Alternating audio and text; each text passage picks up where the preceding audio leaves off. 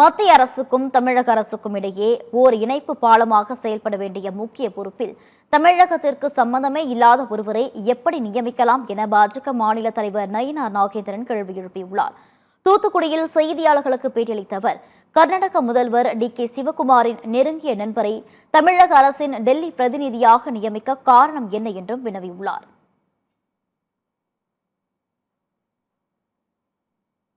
கர்நாடக மாநிலத்தைச் சேர்ந்த வெங்கட்ரமணா கோனங்கி ஜனநாயகம் படத்தினுடைய ப்ரொடியூசர், ஜனநாயகம் படத்தினுடைய கதாநாயகன், மதிப்புக்குரிய தமிழகத்துடைய முதலமைச்சர். இவர் அந்த வெங்கட்ராமாயணா கோனங்கி என்பவர் ஒரு ப்ரெஸ்டீஜ் ரியல் எஸ்டேட்டினுடைய அதனுடைய நிர்வாகியாக இருக்கிறார். இவரை தமிழகத்தினுடைய டெல்லி சிறப்பு பிரதிநிதியாக இன்றைக்கி தமிழக முதலமைச்சர் ஒரு ஜிஓவில் அறிவிச்சிருக்கிறாங்க. இது எந்த விதத்தில் நியாயமாக இருக்க முடியும்?